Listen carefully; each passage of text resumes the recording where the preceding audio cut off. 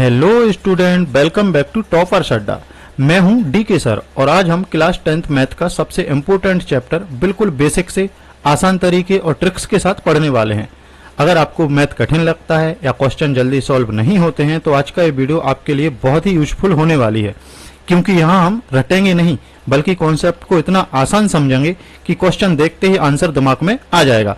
तो वीडियो को पूरा जरूर देखना, क्योंकि बीच बीच में हम आपको ऐसी एग्जाम ट्रिक और शॉर्ट मेथड बताने वाले हैं जो बोर्ड एग्जाम में आपको फुल मार्क्स दिला सकते हैं। और अगर आप क्लास 10th मैथ में टॉपर बनना चाहते हैं तो अभी चैनल को सब्सक्राइब करें और बेल आइकन को भी प्रेस कर लें। तो चलो स्टूडेंट, बिना समय बर्बाद किए शुरू करते हैं आज का शानदार चैप्टर। जैसा सभी आप देख पा रहे हैं कि आज जो हमारा चैप्टर रहने वाला है वो रहने वाला है वास्तविक संख्या यानी रियल नंबर, जो कि क्लास 10th का फर्स्ट चैप्टर रहने वाला है, जिसको हम एकदम बेसिक से शुरू करने वाले हैं। तो सबसे पहले हम जानेंगे कि वास्तविक संख्याएं यानी रियल नंबर होते क्या हैं। जैसा आप यहां देख पा रहे हैं कि वे सभी संख्याएं जिन्हें एक संख्या रेखा यानी कि नंबर लाइन पर दर्शाया जा सकता है, इनमें परिमेय और अपरिमेय यानी रैशनल और इरेशनल दोनों प्रकार की संख्याएं शामिल होती हैं। गणित में वास्तविक संख्याओं के समूह को कैपिटल आर से दर्शाया जाता है, आप इसको याद रखिएगा। देखिए, ये होती है संख्या रेखा, इसके बीच में क्या होता है, जीरो होता है।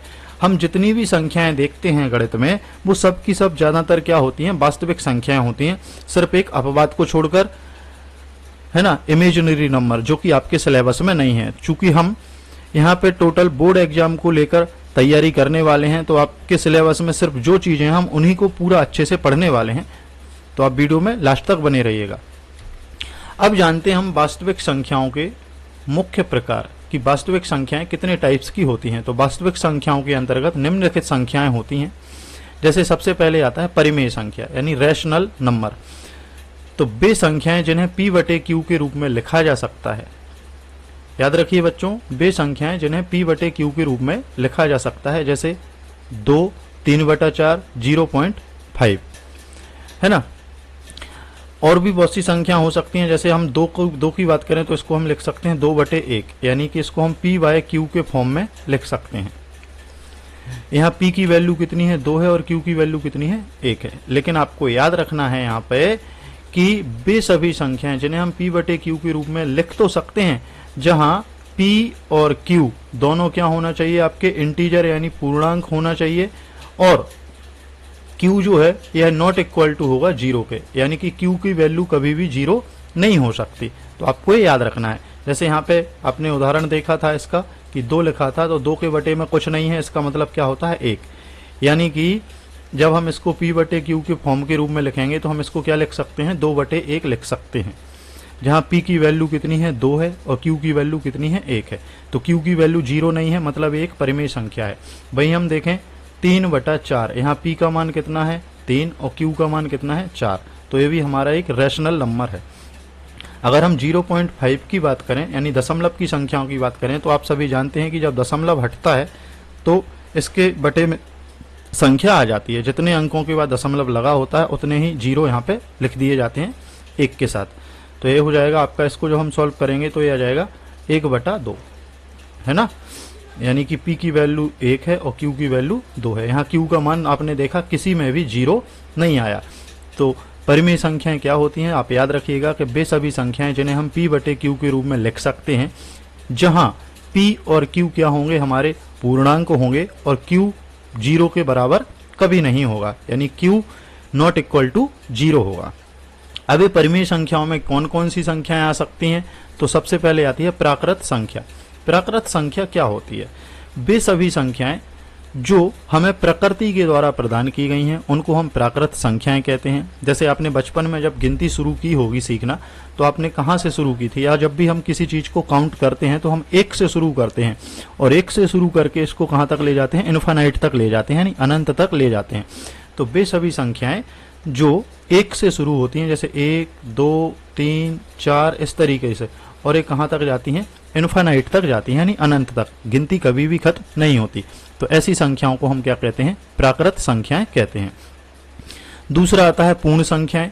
तो पूर्ण संख्याओं में क्या होता है, देखिए हुआ क्या कि जब हमने संख्याओं को शुरू गिनना शुरू किया तो हमने कहा किसी के पास 1 पेन है, किसी के पास 2 पेन है, किसी के पास 3 पेन है, किसी के पास 4 पेन है, लेकिन एक बच्चा उनमें से ऐसा था जिसके पास एक भी पेन नहीं था।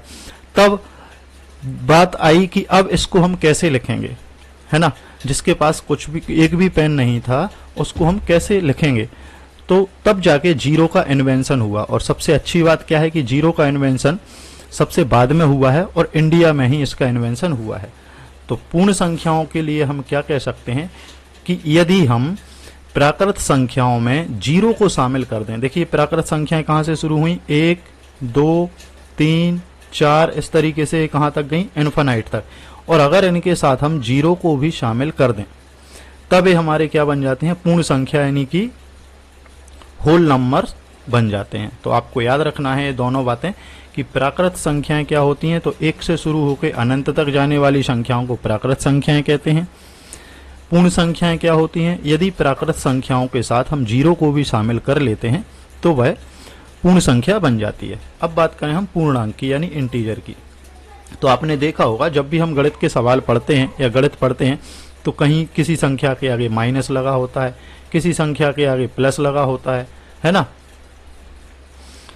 और कहीं पे जीरो होता है। तो जब प्लस की यानी नेगेटिव, पॉजिटिव और जीरो इस सारी चीजों को एक साथ शामिल कर लिया जाता है, यानी धनात्मक संख्याएं, ऋणात्मक संख्याएं और जीरो, इन सबको जब एक साथ शामिल कर लिया जाता है तब वो क्या बन जाती है, पूर्णांक बन जाते हैं, यानी कि इंटीजर बन जाते हैं।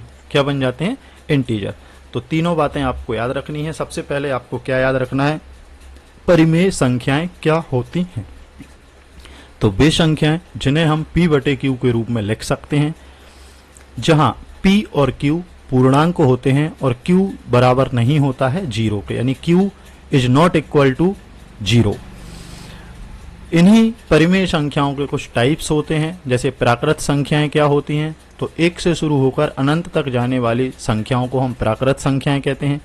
पूर्ण संख्याएं क्या होती हैं, यदि प्राकृत संख्याओं के साथ जीरो को भी शामिल कर लिया जाए तो वह हमारी पूर्ण संख्या बन जाती है। और पूर्णांक क्या होते हैं, तो यदि धनात्मक, ऋणात्मक और जीरो सभी संख्याओं को एक साथ लिखा जाता है तो वह क्या बन जाते हैं, इंटीजर यानी कि पूर्णांक बन जाते हैं। उम्मीद करते हैं ये तीनों बातें आपको क्लियर हो गई होंगी। देखिए चूंकि हमारी पहली क्लास है और बिल्कुल बेसिक से हम इसको पढ़ रहे हैं, इसलिए अभी थोड़ा सा टाइम लग रहा है। मैं नहीं चाहता कि आपको बार बार ये चीजें बताना पड़े, इसीलिए आप बिल्कुल ये मान के चल रहा हूं कि आपको कुछ भी नहीं आता, इसीलिए बिल्कुल जीरो लेवल से इसको मैं आपको पढ़ा रहा हूं। तो अब जानेंगे हम अपरिमेय संख्याओं के बारे में, यानी इर्रेशनल नंबर। तो वे संख्याएं जिन्हें हम p/q के रूप में नहीं लिख सकते और जिनका दशमलव प्रसार कभी खत्म नहीं होता। जैसे एक बात बताइए, मैंने यहां पे लिखा √2, है ना, तो जितनी भी रूट के अंदर संख्याएं होती हैं, यानी ऐसी संख्याएं जिनका हम वर्गमूल नहीं ले सकते, यानी परफेक्ट स्क्वायर नहीं ले सकते, और वो रूट के अंदर लिखी हैं, तो वो सारी की सारी संख्याएं आपकी कैसी मानी जाएंगी, अपरिमेय संख्याएं मानी जाएंगी। कोई भी ऐसा दशमलव संख्या, जैसे मैंने कहा कि मैं 10 को 3 से भाग कर रहा हूं, तो जब हम इसको सॉल्व करेंगे तो 3 से 3 बार में चला जाएगा, बचेगा 1। अब हमें यहाँ दशमलव लगाना पड़ेगा, फिर 3 बार में चला जाएगा, है ना, फिर हमें दशमलव लगा के लिखना पड़ेगा। तो इस तरीके से कितना आता जाएगा, 3.3333333, और ऐसे हमेशा चलता जाएगा, यानी हम इसका कभी भी दशमलव नहीं हटा पाएंगे। तो ऐसी सभी संख्याएं जिनका दशमलव कभी खत्म नहीं किया जा सकता, उन्हें भी हम अपरिमेय संख्याएं कहते हैं। साथ ही साथ यदि कोई ऐसी संख्या रूट के अंदर लिखी है जिसका वर्गमूल नहीं लिया जा सकता, वो भी हमारी क्या होगी, अपरिमेय संख्या यानी इर्रेशनल नंबर होगी। इसके अलावा एक और चीज आपको याद रखनी है, डायरेक्ट याद रखना है। जैसे आप सभी जानते हैं पाई, तो पाई का मान बच्चों क्या होता है, 22/7।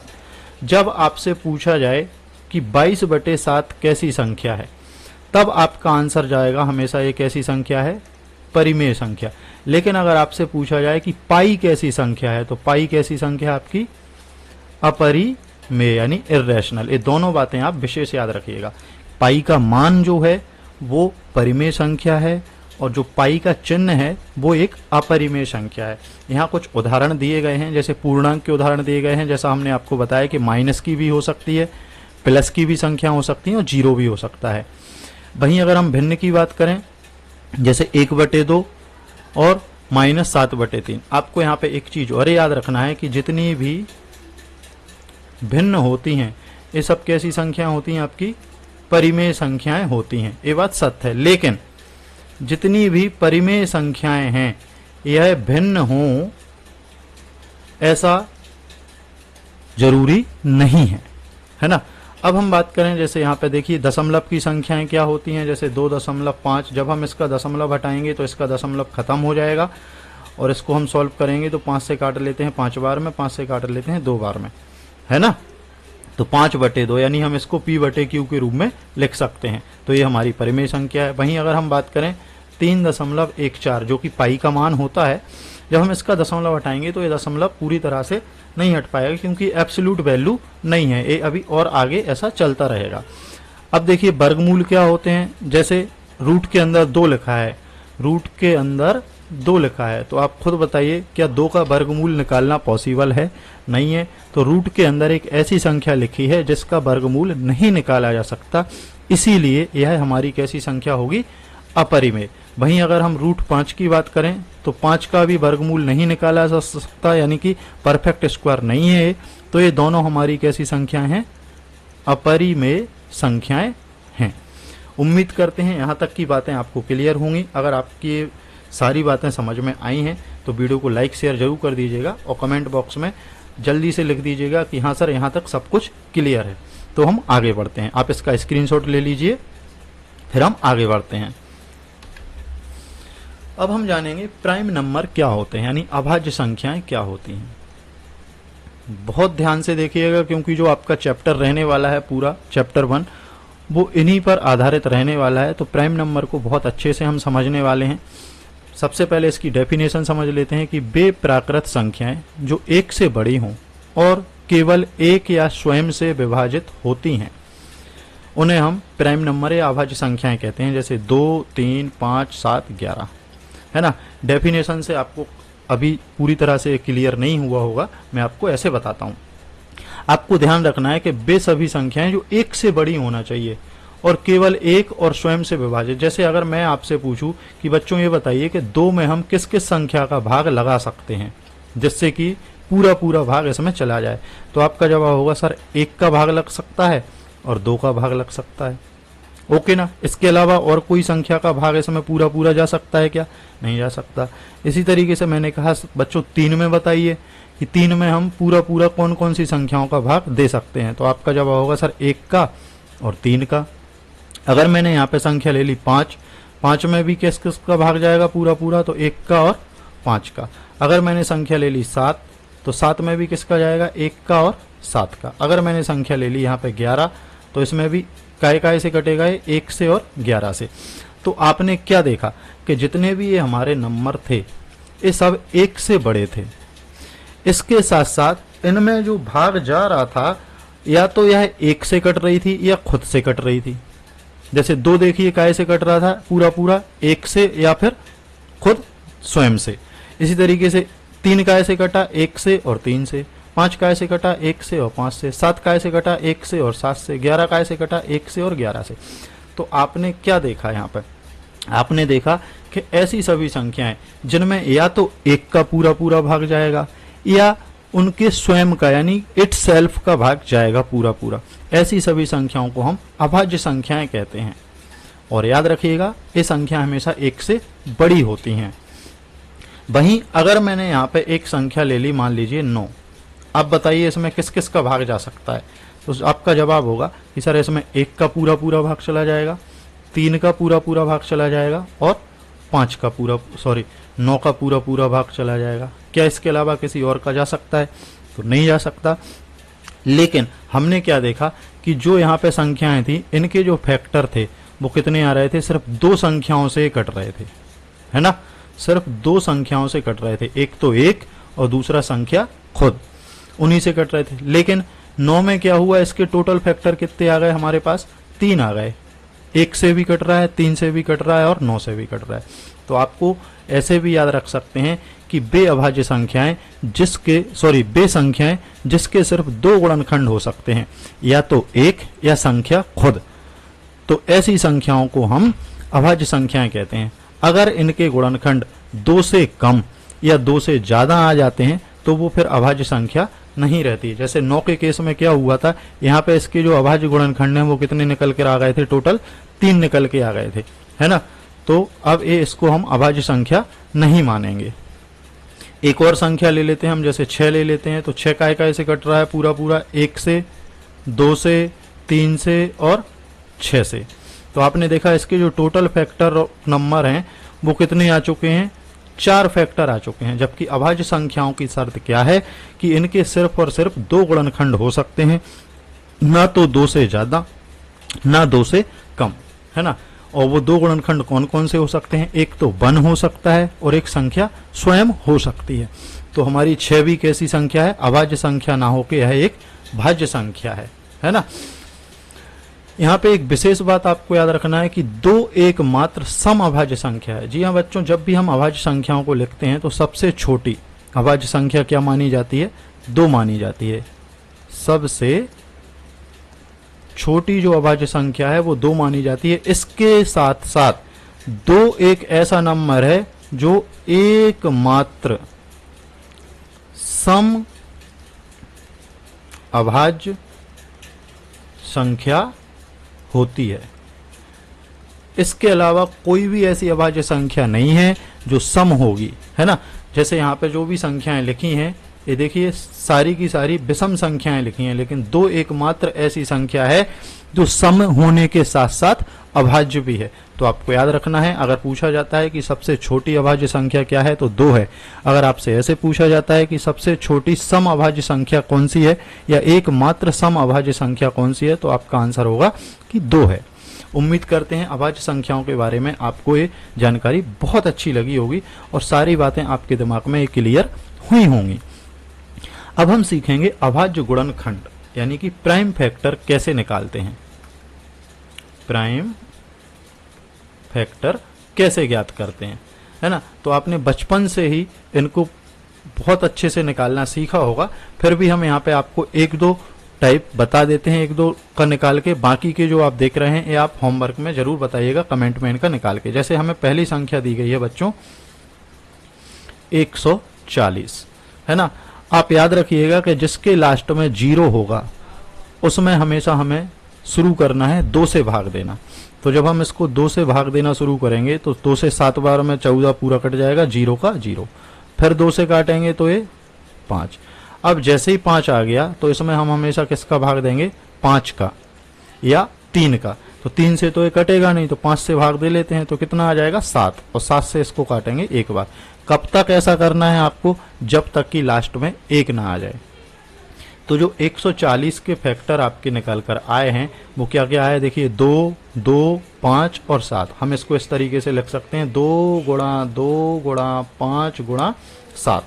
जब हम इसको और आगे सॉल्व करेंगे तो हम इसको लिख सकते हैं 2 कितनी बार है, तो 2 बार, तो हम 2 की घात 2 लिख देंगे। 5 कितनी बार है, 1 बार है, तो 5 की घात 1 लिख देंगे। 7 कितनी बार है, तो 7 की घात 1 लिख देंगे। ऐसे ही हम दूसरे प्रश्न की तरफ बढ़ते हैं। दूसरा प्रश्न हमें दे रखा है 156, है ना। तो जब भी कोई सम संख्या इकाई के अंक पर होती है तो सबसे पहले हम उसमें 2 से ही भाग करना शुरू करते हैं। तो 2 से काटेंगे 7 बार में, बचेगा 1, 16 हो जाएगा, तो 8 बार में। फिर हम 2 से इसको काटेंगे तो 3 बार में, बचेगा 1, तो ये 9 बार में।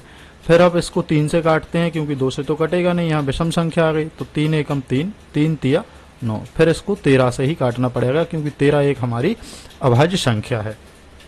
और पहले ही बताया कि कब तक काटना है, जब तक लास्ट में 1 ना आ जाए। तो 156 के जो गुणनखंड निकल कर आए हैं वो क्या आए हैं, देखिए 2, 2, 3 और 13। तो हम इनको लिख देते हैं 2 गुणा 2 गुणा 3 गुणा 13। अब इनको हम पावर के रूप में लिखेंगे तो 2 यहाँ कितनी बार दिख रहा है, 2 बार, तो 2 की पावर 2 लिखेंगे। 3 कितनी बार दिख रहा है, 1 बार, तो 3 की पावर 1। और 13 कितनी बार दिख रहा है, 1 बार, तो 13 की पावर 1। तो इस तरीके से हमारे 156 के क्या निकल के आ गए, अभाज्य गुणनखंड यानी कि प्राइम फैक्टर। अगला सवाल हम देखते हैं 200 25। अब देखिए लास्ट में यहाँ पे 5 आ गया है, तो या तो ये 3 से काटेंगे हम इसको या फिर 5 से। तो सबसे पहले हम इसको 3 से देखते हैं कि 3 से कटता है कि नहीं। 3 से हम इसको 22 को काटेंगे तो 7 बार में बचेगा 1, तो ये 5 बार में। फिर हम 3 से भाग दे के देखेंगे इसको, तो 2 बार और ये 5 बार। अब 25 आप जानते हैं कि 5 से कटता है, तो ये 5 में, और 5 से इसको फिर 1 बार काटेंगे तो पूरा कट जाएगा। तो यहाँ पे 225 के जो प्राइम फैक्टर निकल कर आए हैं वो क्या है, 3 3 5 5 है ना। तो इसको हम लिख देते हैं 3 गुणा 3 गुणा 5 गुणा 5। जब हम इसको पावर के रूप में लिखेंगे तो 3 कितनी बार दिख रहा है, 2 बार दिख रहा है, तो 3 की पावर 2 गुणा 5 कितनी बार दिख रहा है बच्चों, तो 5 की पावर 2 है ना। ऐसे ही हम 625 को और निकाल के देखते हैं। 625, तो 625 को हम इसको 3 से काट के देखते हैं पहले कि ये 3 से कटता है कि नहीं। तो 3 से नहीं कटेगा, ये डायरेक्ट 5 से ही कटेगा। तो 5 एकम 5 बचेगा 1, 5 दूनी 10 बचेंगे 2, 5 25। फिर इसको 5 से काटते हैं तो ये कितनी बार चला जाएगा, 25 बार। फिर इसको 5 से काटते हैं हम तो ये 5 बार में, और फिर इसको 5 से काटते हैं तो 1 बार में। तो यहाँ पे टोटल 625 के जो प्राइम फैक्टर निकल कर आए हैं वो क्या आए हैं, 5 गुणा 5 गुणा 5 गुणा 5। और जब इसको पावर के रूप में लिखेंगे तो 5 कितनी बार दिख रहा है, 4 बार दिख रहा है, तो 5 की पावर 4। इसी तरीके से 3825 का आप निकाल के प्राइम फैक्टर कमेंट बॉक्स में बताइएगा। उम्मीद करते हैं बच्चों आपको यहाँ तक सारी चीज़ें बहुत अच्छे से समझ में आई होंगी। अब कल हम इसके सेकंड पार्ट में पढ़ने वाले हैं यूक्लिड विभाजन प्रमेय को, है ना। और इसके साथ साथ हम कुछ क्वेश्चंस भी करेंगे जो कि आपके एनसीईआरटी क्लास 10th मैथ में दिए गए हैं। तो आपको ये वीडियो कैसा लगा, ये क्लास आपको कैसी लगी। अगर आपको क्लास अच्छी लगी है तो अपने सभी दोस्तों के साथ शेयर कर दीजिए। साथ ही साथ चैनल को सब्सक्राइब जरूर कर लीजिएगा, क्योंकि बिल्कुल बेसिक से बड़े ही आराम से हम पूरा गणित कवर करने वाले हैं। मिलते हैं नेक्स्ट क्लास में, तब तक के लिए थैंक यू फॉर वॉचिंग। जय हिंद, जय भारत।